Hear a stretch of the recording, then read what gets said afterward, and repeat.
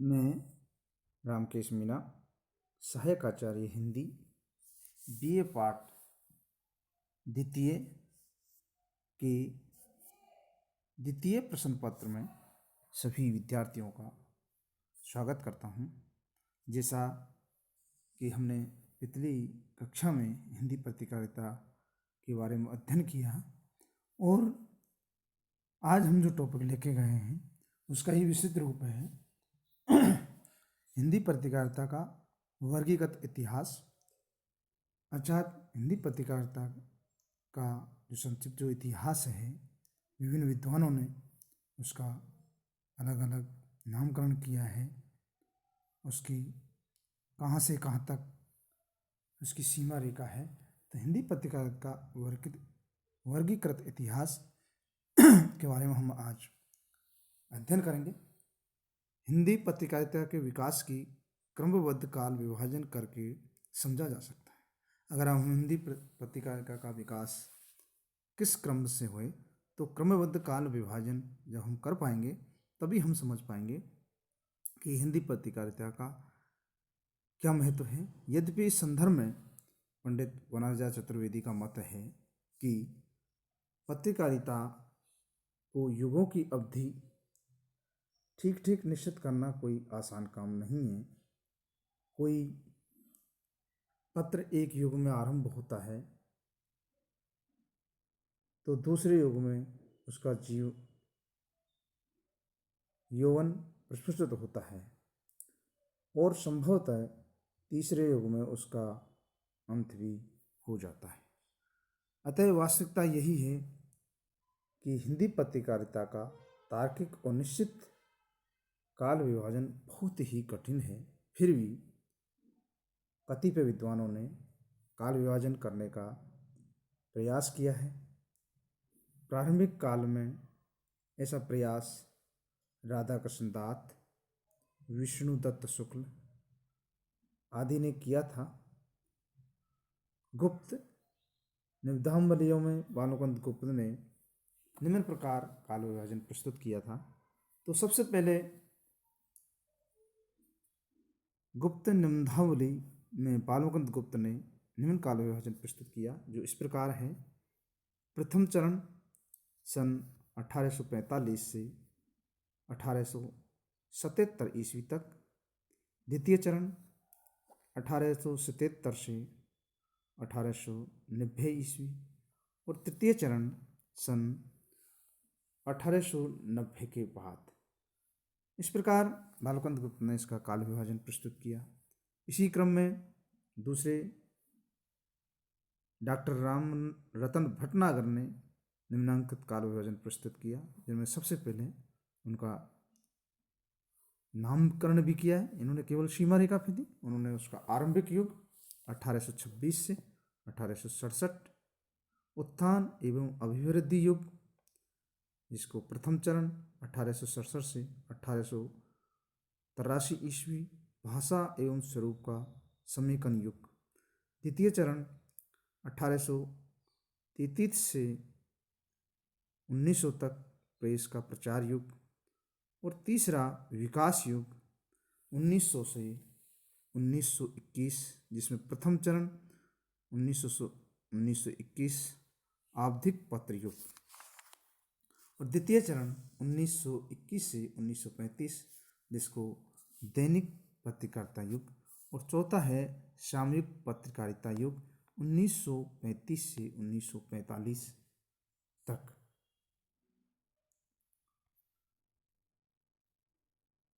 इस प्रकार यह काल विभाजन ने तार्किक है और ने लक्ष्य पर तथा लगभग भ्रामक स्थिति उत्पन्न करता है कि नागरिक प्रचारणी सभा काशी द्वारा प्रकाशित हिंदी साहित्य का बृहद इतिहास त्रयोदश भाग तृतीय खंड में पत्रकारिता का काल विभाजन निम्न रूप में उपलब्ध है।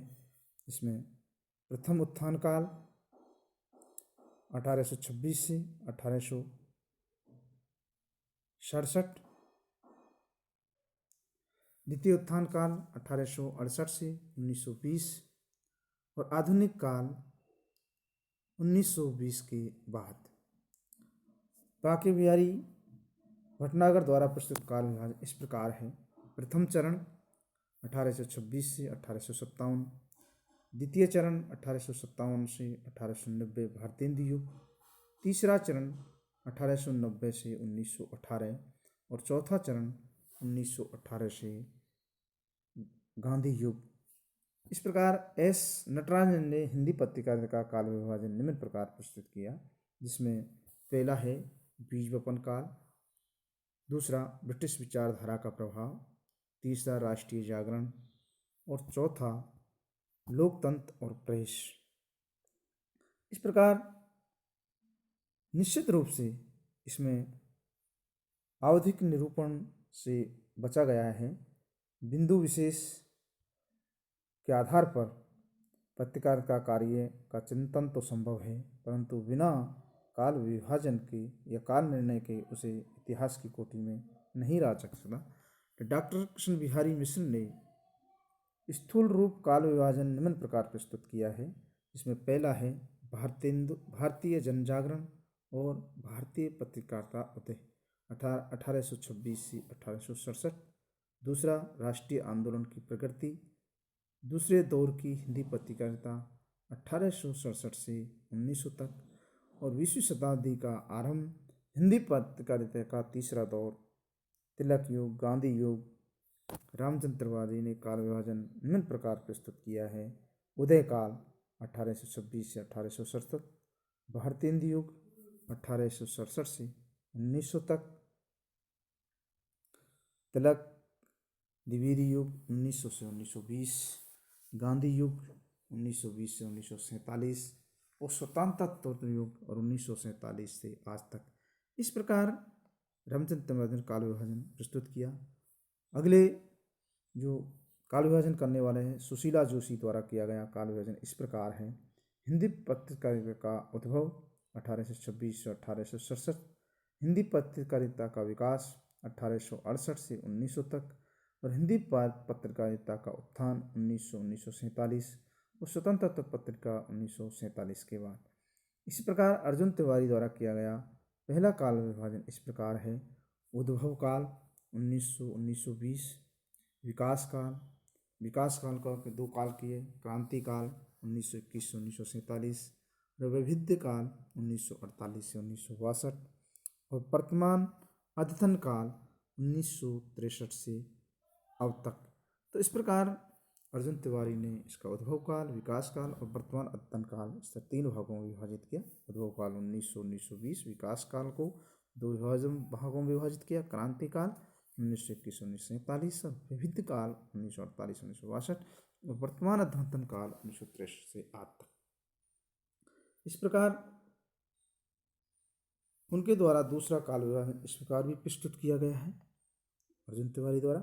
बीज वपन काल 1826 से 1867, अंकुरण काल 1867 से 1905, पल्लवन काल 1905 से 1929 और फलन काल 1930 से 1947।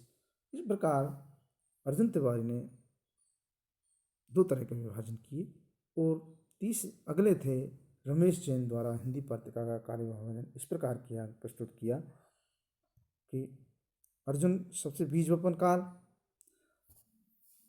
रमेश हिंदी का जो काल विभाजन किया वो इस प्रकार किया। आरंभिक युग 1826 से 1867, भारतीय हिंदी युग 1867 से 1900 और द्विवेदी युग 1900-1920, गांधी युग 1920 से 1947 और स्वतंत्रता युग 1947 से अब तक।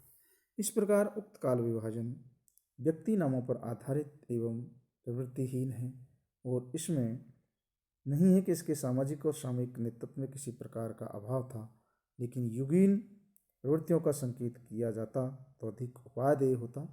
विजय कुल श्रेष्ठ के अनुसार हिंदी पत्रकारिता के इतिहास का काल विभाजन अग्र प्रकार किया जा सकता है, जो निम्न प्रकार है। हिंदी पत्रिका का काल विभाजन, हिंदी पत्रकारिता का हम काल विभाजन किससे कर सकते हैं, वो इस तरह उन्होंने किया है। आदिकाल 1826 से 1867, उद्बोधन काल 1867 से 1884, जागरण काल 1885 से 1920 और पूर्व स्वतंत्र काल 1920 से 1947 और इसके बाद स्वतंत्रता काल को भी उन्होंने दो भागों में विभाजित है। आपातपूर्व काल 1947 से 1975 और आपातकाल अर्थात आपातकाल के पश्चात 1975 से अब तक।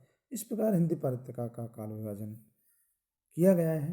अधिक विस्तार से न जाते हुए संक्षेप में यही कहना अधिक सार्थक होगा कि ब्रिटिश सरकार के तमाम प्रतिबंधों और कानूनी कठोरता के संघर्ष से हिंदी पत्रिका का आदिकाल जितना आहत और पीड़ित रहा उतना अन्य काल भले ही न रहे हो, पर प्रत्येक काल में पत्रकारिता को विभाजन बनी रही, क्योंकि भारतीय स्वतंत्रता आंदोलन में हिंदी पत्रकारिता के ऐसे सूत्र जुड़े हुए देखे जा सकते हैं जिन्हें छिन्न करके अलग से किसी एक की विशेषता ज्ञात नहीं की जा सकती। स्वतंत्रता प्राप्ति के पश्चात देश विभाजन और सांप्रदायिक के जहर के बीच सांस लेती हुई पत्रिका ने स्वतंत्रता के बाद भी आपातकालीन निरंकुशता ब्रिटिश सरकार के समान ही दे कठोर कानूनों की कठिनाइयाँ झेली है, जिसका परिचय लगभग सभी को है। आज पत्रिकारिता नए वातावरण में व्यावसायिक एवं धनार्जन की उन्मुखता लिए हुए उसका